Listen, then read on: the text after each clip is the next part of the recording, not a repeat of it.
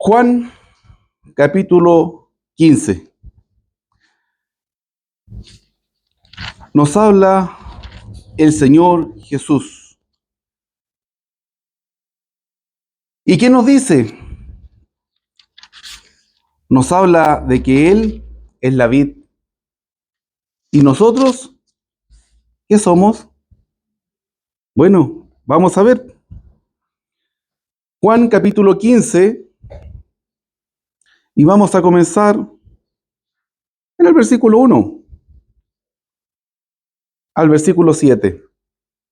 Usted puede ver después con tranquilidad el capítulo entero. Va a entenderlo en mayor profundidad. Pero nosotros nos vamos a centrar en los primeros 7 versículos. ¿Y qué dice la palabra? Yo soy la vid verdadera y mi Padre es el labrador. Todo pámpano que en mí no lleva fruto, lo quitará.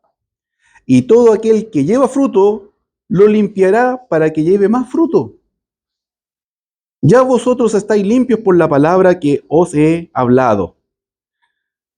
Primeros 3 versículos, el énfasis en la palabra. La palabra de Dios tiene un poder purificador. ¿Por qué? Porque cambia nuestra manera de enfocarnos, cambia nuestra perspectiva, ¿no es cierto? Cambia posiblemente los que son más maduros nuestro objetivo, nuestras metas en esta tierra, de metas temporales a metas superficiales, metas que son totalmente, ¿no es cierto?, del momento. Pero cuando empezamos a conocer a Dios, ya no nos importan tanto, es verdad, no nos dejan de importar, pero ya no nos importan tanto las metas a cortoplacistas, las metas que podemos lograr cosas, ¿no es cierto?, por un tiempo. Ya empezamos a tener una perspectiva eterna, un objetivo que va a trascender a este plano terrenal. Y aquí lo que dice es básicamente esto, está enfocándonos a frutos, pero no cualquier fruto, si se dieron cuenta. Porque obvio que cualquiera de nosotros, si planta un arbolito, un manzano, un naranjo, un palto, lo que sea, ¿qué queremos? Que dé fruta. Queremos que dé frutita, ¿no es cierto? Pero aquí está hablando de un árbol espiritual. Y está relacionado con Dios. Y Dios también espera que haya fruto. Pero no un fruto físico, sino un fruto espiritual. Y así continúa diciendo, permaneced en mí, dice el Señor Jesús, y aquí empieza a entrar en materia directa, como digo yo. Lo anterior era como introductorio. Fíjese aquí, permaneced en mí y yo en vosotros. Como el pámpano no puede llevar fruto por sí mismo si no permanece en la vid, así tampoco vosotros si no permanecéis en mí. ¿Qué es esto de la vid, los pámpanos? Bueno, piense usted en cualquier árbol, aunque el Señor está usando la vid por darle un ejemplo, ¿no es cierto? Pero piense usted en cualquier árbol que da fruta. Y sus ramas. Los árboles tienen ramas, ¿no es cierto? ¿Y los frutos de dónde salen? ¿Del tronco? No, salen de las ramas. Entonces aquí la figura sencilla es Jesús es el tronco. Jesús es el árbol. Fíjese, permaneced en mí, yo en vosotros. Como el pámpano, la rama, no puede llevar fruta por sí mismo si no permanece en donde en el árbol, así tampoco vosotros si no permanecéis en mí. Es decir, la rama puede dar fruto mientras está al árbol, pero si alguien viene y rompe la rama, esa rama nunca va a dar fruto. No va a poder, ya no está en el árbol. Entonces es súper importante que seamos una rama que es parte del árbol, que es parte de Cristo. Porque si no somos una rama que está unida al árbol, unida a todo, ¿no es cierto?, al Señor Jesús, ¿qué va a pasar? ¿Vamos a dar poco fruto? ¿Nos va a costar dar fruto? No, eso sería un autoengaño y muy forzado. Si no somos una rama que está unida al árbol, dice que no vamos a dar fruto. No vamos a dar. No dice que vamos a dar menos o que nos va a costar más. Dice que no vamos a dar. Yo soy la vid, vosotros los pámpanos, el que permanece en mí, yo en él, este lleva mucho fruto. Fíjese la tremenda diferencia. La rama que está unida al árbol, la rama que está unida a Jesucristo, la persona que está uno con Jesús, no solo da fruto, dice que lleva mucho fruto. A veces vemos las ramitas tan frágiles, el fruto tan rebosante, tan bonito, grande, como que se va a quebrar la rama. Algunos agricultores le tienen que poner un palito a la rama porque tiene tanto fruto que se va a quebrar. Así es la rama que está al árbol, que está unida, ¿no es cierto?, al tronco, al árbol. Da mucho fruto. Pero si esa ramita se quiebra, se pudre. Ese fruto que estaba ahí verdecito, floreciente, se va a romper la rama, se muere, se pudre el fruto. Pero estando en Cristo vamos a llevar mucho fruto. Y mire cómo termina este versículo, la frase, cómo termina, hermano. Versículo 5, la última parte. Porque separados de mí, nada podéis hacer. Insiste en lo que yo le comentaba anteriormente. No vamos a hacer menos estando apartados de Cristo. No nos va a costar más. Vamos a hacer, ¿qué cosa? Estériles, infructuosos. Muchas personas pueden caminar por esta vida pensando, creyendo, estando convencidos de que no es necesario un montón de cosas que están en la palabra. Ellos sienten que no son necesarias. Pero pregunta, ¿por qué podemos dar fruto espiritualmente? ¿Por qué podemos producir resultados? Porque los frutos son resultados, no vaya a pensar usted que le va a salir una pera en la oreja o no. Estamos hablando de frutos espirituales y sabemos cuáles son, pero no me quiero salir, por ejemplo, para Gálatas 5 u otros pasajes en donde están los frutos. El fruto del Espíritu habla, los resultados de la presencia de Dios en nuestra vida, de que el Espíritu esté morando en nuestra vida. Ella sabe eso. Son incontables, porque cada uno de ellos se puede subdividir. Lo que yo quiero es que usted aquí ponga atención en que apartados, nosotros como ramas, como personas, apartados de Jesús, no vamos a dar ningún fruto.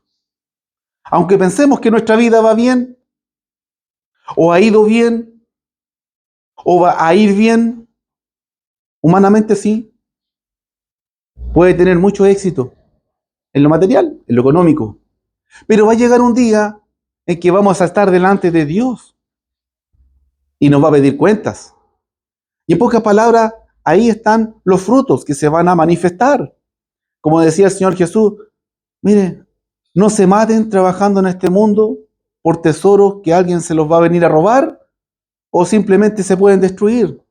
Procuren tesoros en el cielo, donde el ladrón no puede robar, donde la polilla no puede destruir.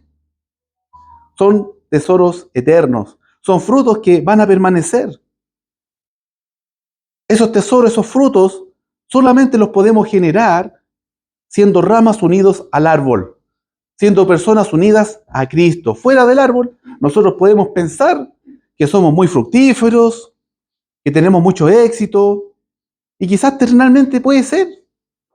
¿Quién dice que no? Hay muchas personas ateas, agnósticas, que pueden tener mucho éxito en lo económico, en lo material, pero cuando lleguen delante de Dios, está en la palabra,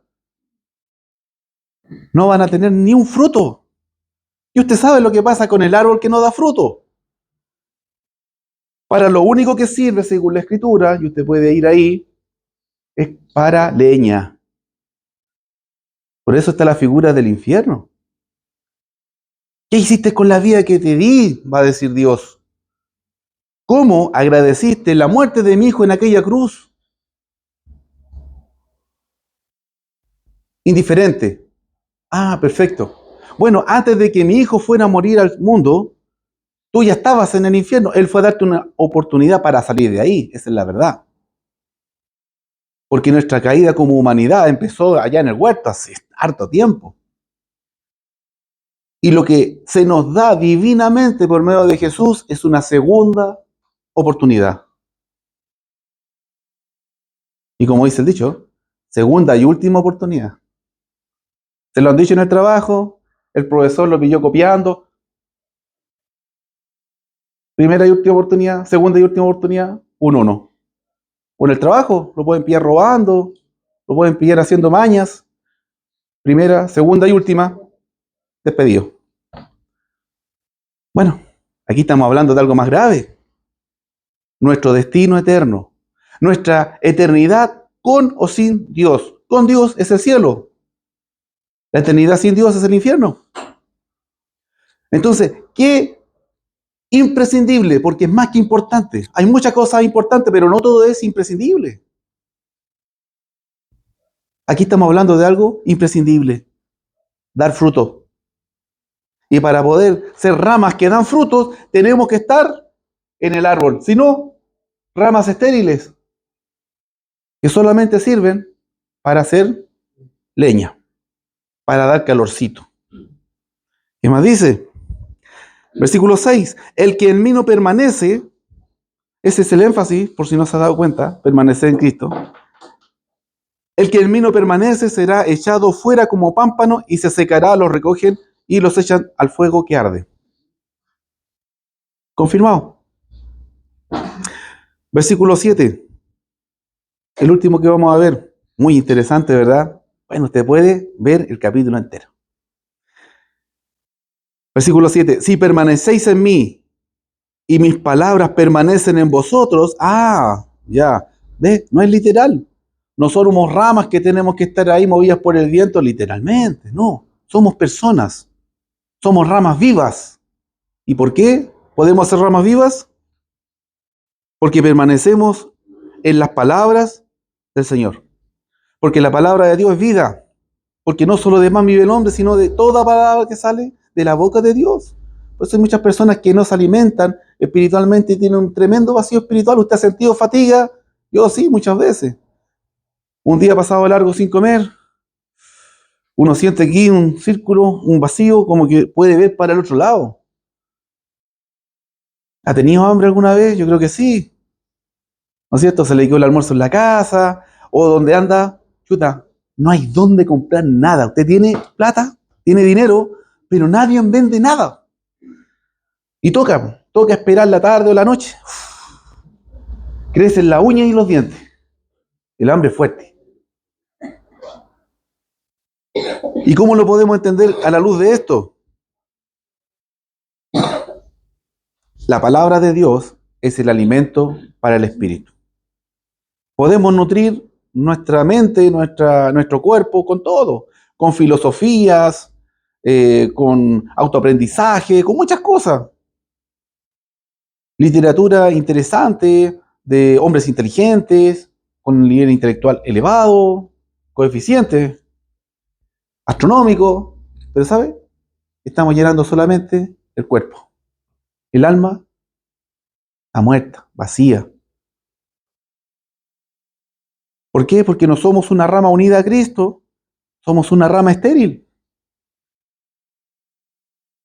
Bueno, eso es lo que dijo el Señor Jesús cuando caminaba entre nosotros como uno de nosotros, siendo Dios. Él tomó forma de hombre, entendamos. Él no es un hombre como nosotros que nació como uno más. Y el mismo capítulo 1 de Evangelio lo explica fenomenalmente. Usted puede ir allá y verlo con detalle.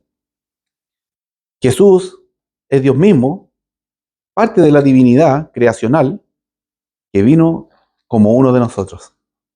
¿Por qué? Porque habíamos caído. Porque nuestro destino eterno solamente era estar excluido de la presencia de Dios. ¿Y qué dice Jesús? Que por amor, esto lo vemos en el capítulo 3, muy conocido, versículo 16, por amor, amó tanto Dios al mundo que envió a su Hijo para que el mundo pudiera creer en Él y así salvarse. Pero ¿cómo termina ese medio capítulo? versículo al 21, digamos, esa primera mitad, esa idea completa, ¿cómo termina? Bueno, que muchos no les va a interesar creer, que muchos van a estar cómodos con la vida que llevan y que lo que menos les importa es responder o agradecer a lo que Dios hizo por ellos espiritualmente. No van a tomarle el peso a la tremenda oportunidad que se nos da. Los que nosotros ya hemos dado el paso de fe, encontramos que eso es una tragedia, porque es como venir a este mundo a existir, pero sin un propósito. Porque la palabra también nos muestra. Usted puede ir a Eclesiastés y váyase a los últimos 2, 3 versículos nomás. El propósito de nuestra vida en este mundo es temer a Dios y guardar sus mandamientos. ¿Por qué? Porque un día nos va a llamar delante de su presencia. Ahí está, ahí está. Y cuando nos llame delante de nuestra presencia, no nos va a preguntar, ¿qué nota te sacaste en el colegio? A ver. Ah, ya, primer lugar. No va a preguntar eso. Tampoco va a hacernos un control escrito. A ver, ¿qué tanto sabes de la Biblia? Pregunta número 1. Parece que hay, entre comillas, creyentes que viven la vida cristiana como la Biblia es un fin y la Biblia es un medio. Es un recurso divino para hacer la voluntad de Dios. No en vano en Mateo 7:21, un versículo muy conocido, no lo busque porque yo sé que lo sabe, el Señor va a decir, no te conozco. Y muchos le van a decir, ¿cómo que no me conoces? ¿Me sé la Biblia de memoria? No te conozco, porque no hiciste la voluntad de mi Padre. Esto no es algo teórico, esto es algo real. Cristo no tuvo la intención de venir a este mundo, hermano. Cristo vino a este mundo. Él no tuvo solamente las ganas de morir en la cruz por el pecado del mundo. Él murió por el pecado del mundo. Y así ha sido tema de conversación con muchas personas de que a veces la intención sincera, honesta de buscar a Dios no es suficiente. No es suficiente las ganas, hermano. Y realmente en este mundo las ganas no son suficientes para nada. Ni para encontrar un trabajo, ni para terminar una carrera, ni para construir una casa. No, las ganas no son suficientes. Las ganas son necesarias. La intención sincera ayuda. Pero usted sabe que si no materializamos las ganas, que si no materializamos eso que está en nuestro corazón, en nuestro anhelo, se queda ahí como buena intención, infructuoso. Igual que las ramas que no están en el tronco. Igual que las ramas que no están en el tronco. Y años después de que Jesús dijo estas palabras, hermano, hubo un apóstol, el último que llamó el Señor, Pablo. Cuando ya estaba como cerrado el ciclo y dijeron, ya, aquí están los 12 apóstoles, uno fue reemplazado porque se ahorcó, cargo de conciencia no lo dejó vivir. ¿Qué pasó? Dios llama al último de sus apóstoles, según la Escritura, Pablo. Un apóstol que iba a cumplir una función específica, muy especial. Él iba a ser el apóstol enviado. ¿A quiénes? A los gentiles. O sea, a usted y a mí, porque no somos judíos. Todos los que no son judíos son gentiles. Da lo mismo la nacionalidad. Si no es judío, es gentil. O sea, el mundo estaba separado entre judíos y no judíos. Y nosotros, como no éramos judíos, éramos gentiles. Y Dios le dice a Pablo, tú vas a ir exclusivamente a los gentiles, tú vas a trabajar en el ministerio por los gentiles. Y extraordinariamente la mitad del Nuevo Testamento, hermano, la escribió Pablo. Y la otra mitad, que no escribió Pablo, la escriben los demás apóstoles hablándole a los gentiles. O sea, Cristo vino para que todo el mundo, judío o no judío, pueda ser salvo y estar eternamente con Él un día. Pero muchos van a rechazar esta oferta. A muchos les va a dar lo mismo en su corazón, aunque con la mente se juega la mente con las personas. Y pueden decir cosas como todavía no, me interesa, pero después. La mente juega, es juguetona, diabólicamente juguetona. Y este apóstol, años después de lo que esto salió de la boca del Señor Jesús, ¿no es cierto? En Romanos, capítulo 11, vamos a ir ahí, Romanos capítulo 11, no es de extrañar que Pablo toma esta idea para recordarlo, que se habían olvidado, quizá dice. Él está hablando a una iglesia, a unos cristianos que habían sido judíos mayormente. Está hablándole con argumentos del Antiguo Testamento. O sea, es imposible entender de que la iglesia que estaba en Roma era gentil. De hecho, él ni los conocía. Estaba escribiendo a una iglesia que quería ir a conocer, a ver, porque él fue enviado a los, justamente, gentiles. Entonces, él no puede haber iniciado esta obra, porque ellos eran judíos, que se habían convertido al cristianismo. Y usted puede ver con mucha paciencia y dedicación estos primeros 10 versículos, que yo voy a leer de manera corrida, solamente para rescatar los 2 o 3 que quiero poner énfasis. ¿Bien? Y dice Romanos capítulo 11, versículo 1 al 10. Digo pues, ¿ha desechado Dios a su pueblo? En ninguna manera, porque también soy israelita, de la descendencia de Abraham, de la tribu de Benjamín. No ha desechado Dios a su pueblo, al cual desde antes conoció. ¿O no sabéis qué dice de Elías en la escritura? ¿Cómo invoca a Dios diciendo, perdón, es del 11, es del 11 al 24? Es la segunda parte de este capítulo, si no va a ser muy largo. Es del 11 al 24. Romanos 11, 11 al 24. Y mire, no vamos a leer todo el pasaje. Vamos a ver la parte clave. Versículo 13. Del 13. Aquí está hablando, va a tomar la figura también de un árbol, pero le va a llamar olivo. Y el olivo tiene ramas, ¿no es cierto? Y aquí dice el apóstol Pablo, a vosotros hablo, gentiles, por cuanto yo soy apóstol a los gentiles, honro mi ministerio, por si en alguna manera puedo provocar celo a los de mi sangre y hacer salvos a algunos de ellos. Porque si su exclusión es la reconciliación del mundo, ¿qué será su admisión sino vida de entre los muertos? Si las primicias son santas, también lo es la masa restante. Y si la raíz es santa, también lo son las ramas. ¿Se dio cuenta?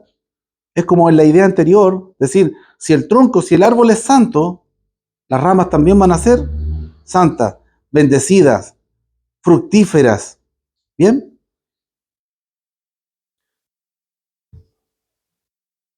Porque, versículo 15, porque si su exclusión es la reconciliación del mundo, ¿qué será su admisión sino vida de entre los muertos?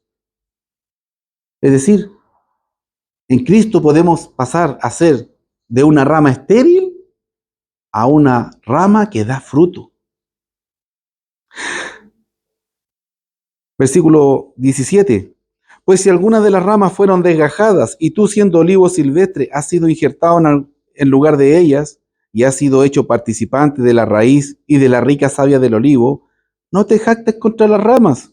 Y si te jactas, sabe que no sustentas tú a la raíz, sino la raíz a ti. Pues las ramas, dirás, fueron desgajadas para que yo fuese injertado. Bien, por su incredulidad fueron desgajadas, pero tú por la fe estás en pie. No te ensoberbezcas, sino teme, porque si Dios no perdonó a las ramas naturales, a ti tampoco te perdonará. Mira pues la bondad y la severidad de Dios. Y esto es lo que el mundo normalmente no quiere ver. Quieren ver la pura bondad, puro amor de Dios.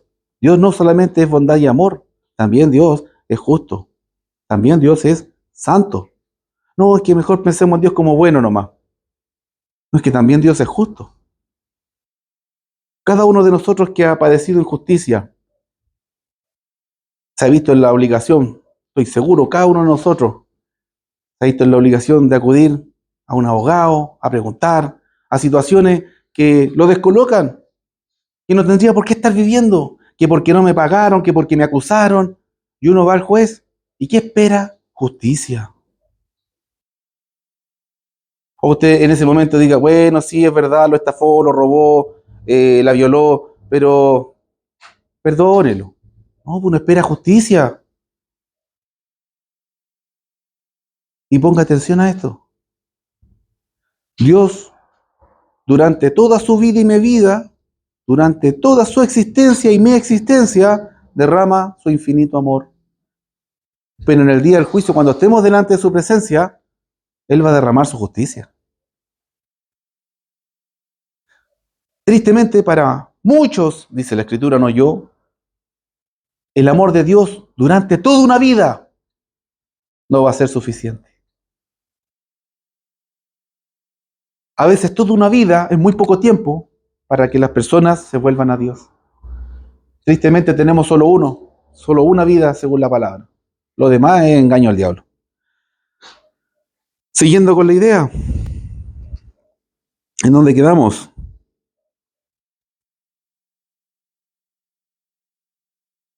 Bien, versículo 24. Porque si tú fuiste cortado del que por naturaleza es olivo silvestre y contra naturaleza fuiste injertado en el buen olivo, ¿cuánto más estos, que son ramas naturales, serán injertados en su propio olivo? ¿De qué está hablando aquí usted? Bueno, la idea es empezar del versículo 1, pero sería muy extenso, hermano. Usted lo puede ver con calmita. Romanos 11, desde el 1 al 24. No es tanto. ¿Sabe cuánto es la lectura? 7 minutos. A veces usted puede pasar sin darse cuenta, tonteando ahí en el TikTok o cualquier aplicación, 1 hora. 7 minutos la lectura de estos 24 versículos y van a enriquecer su alma, su vida. Algo que todo ese otro tiempo es tiempo realmente de recreación perdido. Es matar el tiempo realmente. ¿De qué está hablando aquí si usted lee los 24 versículos? Está hablando, hermanos, de que el que era judío, estaba unido a la raíz divina, como judío. Pero Dios le dio la oportunidad a los que no eran judíos de ser injertados en esta raíz. Y para los que tienen cierto conocimiento de jardinería, eso se llama injerto. Se puede hacer con los rosales y se puede hacer con árboles frutales. Una técnica, como vemos aquí, súper antigua. Te puede tener un rosal multicolor. Extraordinario, bonito. Pero la raíz no se hace injerto de raíz. La raíz es siempre la que nutre a las ramas, a las flores, ¿ya? Y la raíz es Dios, como en el caso que nos enseñaba Jesús con sus propias palabras ya en Juan 15, Él es el tronco. Él es el tronco que está unido a la raíz, Él es todo. Nosotros somos ramas. Y aquí justamente Pablo toma esa misma figura, ¿cuántos años después? Harto, no sé. Usted investiguelo. Hartos años después, Pablo toma esa figura. El tronco, la raíz es Dios. Y en un principio, las ramas de este olivo, de este arbolito, eran los judíos. Pero ¿qué dijo Dios en un momento de la historia? Esto estaba predeterminado por Dios, anticipado por Dios. Él dijo, a ver, estas ramitas judías no aceptaron a mi hijo. Vamos a cortarlas. Las ramas naturales se cortan fuera. A ver, ahí hay unas ramas que están desgajadas de otro olivo, de otro arbolito.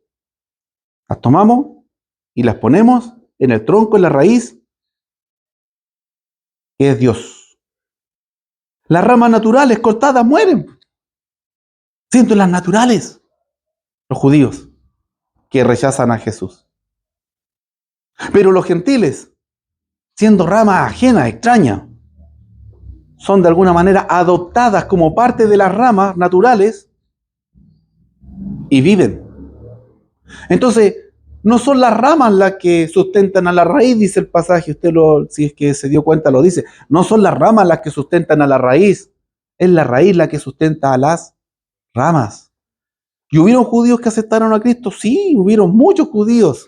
El primer día que se predicó el Evangelio se bautizaron 3.000 personas, más o menos. El primer día. O sea, hubieron muchos judíos que aceptaron a Cristo. Hasta el día de hoy hay judíos cristianos. Sí, hasta el día de hoy. Es decir, el olivo no quedó pelado, no quedó sin ni una rama, no. Solamente Dios desgajó las ramas que habían no aceptado a Cristo. Pero por ahí habían gentiles que creyeron en el nombre de Cristo y fueron injertadas. ¿Y qué entendemos de lo anterior? De que si no somos ramas que estamos unidas al tronco divino, a Cristo, no vamos a dar fruto. Si no estamos unidos a la raíz que es Dios, no tenemos vida. Si usted una rama o una rosa, una flor cualquiera, la saca del rosal, de la raíz, hermano, se ve hermosa, pero usted está regalando un cadáver. ¿No lo había pensado? Bueno, ahí está. Tan bonito que un cadáver, ¿no es cierto? Rojo, así, grande. En ese momento esa rosa empezó a morir. Claro, y uno dice, no, échale azúcar a la agüita para que dura más, y ponela aquí, allá, y hace esto y esto otro, igual va a morir. Empezó a morir. Y es el negocio. Es el negocio el que vende rosas. Que se le muere para que compre otra. Y así muchas personas viven esta vida desgajados, pero se ven bonitos, rebosantes, hermosos. Mira la rosa bonita, sí, pero eres un cadáver, mira, no tienes raíz. Eres un simple tallo. Esa rosa cortada, si usted la vuelve a injertar a la raíz, vive. Y si usted saca una rosa que alguien botó y que sacó quizás de adonde y la pone en esa raíz, vive. Esa es la figura, hermano. Nosotros podemos ser ramas injertadas a Dios, que es la raíz, que es el tronco, y vivir. Pero la misma, aquí dice, cuidado, no te soberbezcas. Tú que llegaste a ser cristiano, no siendo judío, cuidado, porque si Dios no le tembló la mano para cortar las ramas naturales, mucho menos para cortar a las que habían sido injertadas.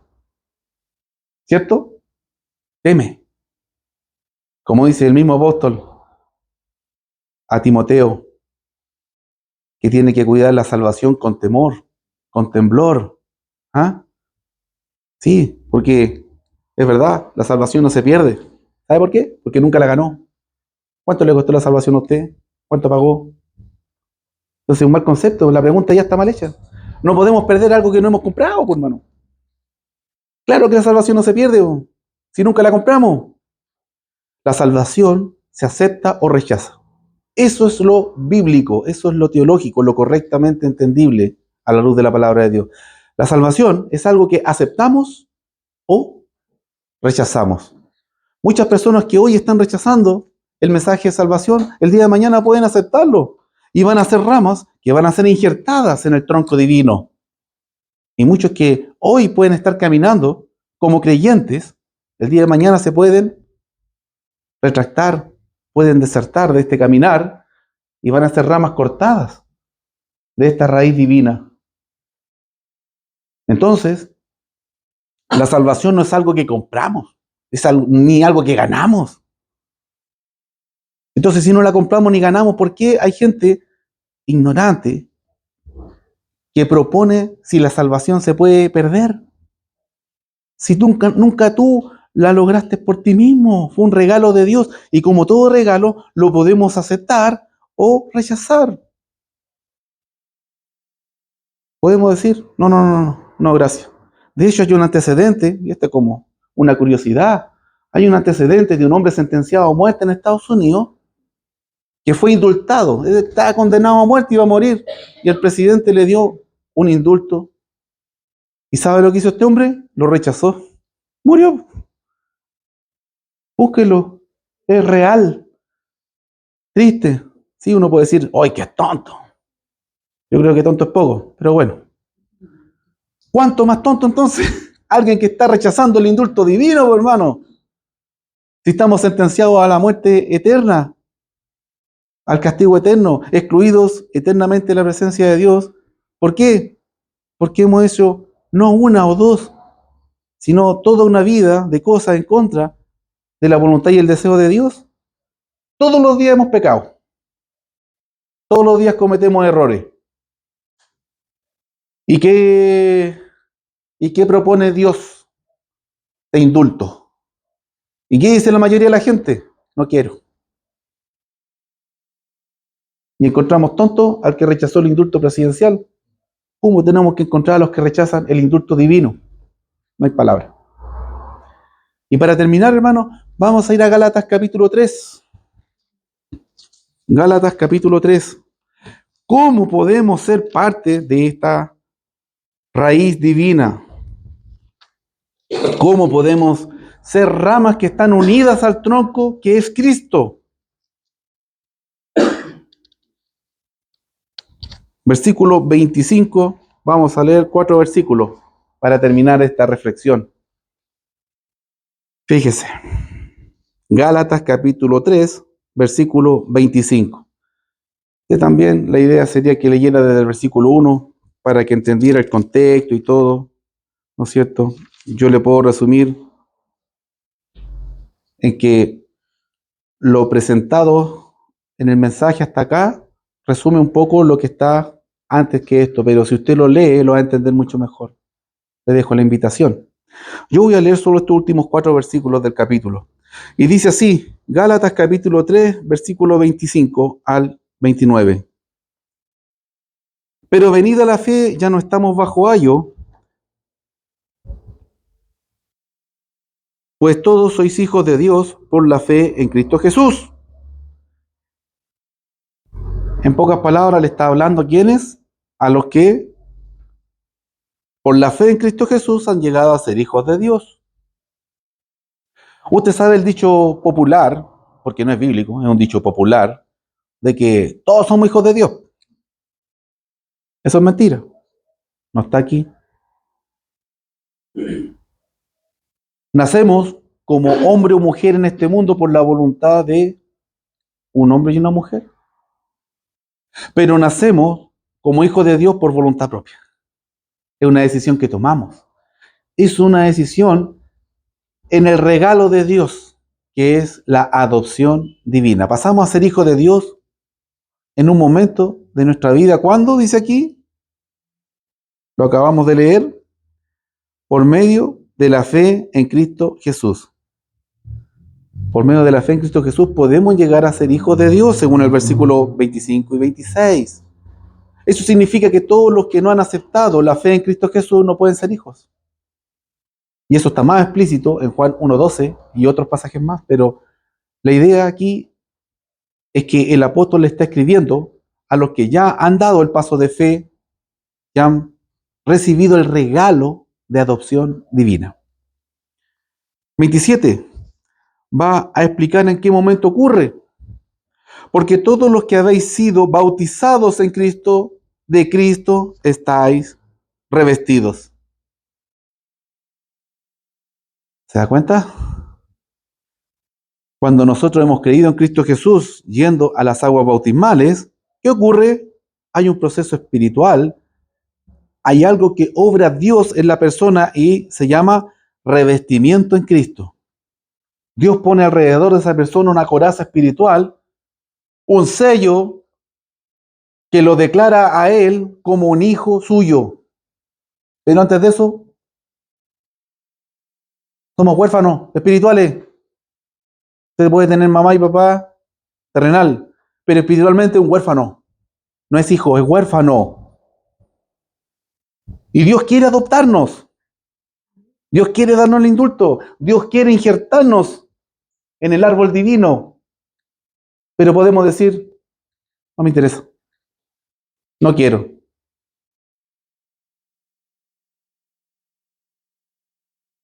En esto se pueden cometer 2 errores. El primer error, no haberlo hecho hasta hoy día. Y el segundo, no tomar la decisión hoy día. Versículo 28. Y esto fue remarcado, ¿no es cierto?, en lo anterior dicho. Ya no hay judío ni griego, ni esclavo ni libre, ni varón ni mujer. A Dios no le importa su estado social, su estado cultural, intelectual, si es profesional. No. Dice que todos vosotros sois uno en Cristo Jesús. Delante de Dios, todos son hijos. Ni más ni menos que hijos suyos. Y aunque en el mundo muchos padres cometen el error de tener un hijo favorito o privilegiado, cuando no debería ser, porque los papás deberían amar a todos los hijos iguales, ¿no es cierto? Debería ser así, pero a veces cometen el error. Pero ese error Dios no lo comete. Dios quiere a todos sus hijos por igual, porque su Hijo divino murió por cada uno de ellos. Ninguno tiene más valor si la sangre de Cristo fue derramada por cada uno de ellos. Y último versículo. Y si vosotros sois de Cristo, y aquí está la clave, hermano, con lo que terminamos. La clave es ser o no de Cristo. ¿Usted es una rama de Cristo o no es una rama de Cristo? Porque si es una rama de Cristo, tiene que estar dando fruto. Y si no es una rama de Cristo, es imposible que los dé. Aunque usted esté convencido de que sí, de que no es tan necesario. Va a llegar un día delante de Dios en el que Dios va a pedir cuenta y va a llevar una vida infructuosa. Tanto el cristiano que deserta y es nuevamente cortado, arrancado de la raíz divina por voluntad propia, ¿sí? No me importa tu indulto, Señor. Como el que nunca fue injertado, o sea, no hay ninguna diferencia.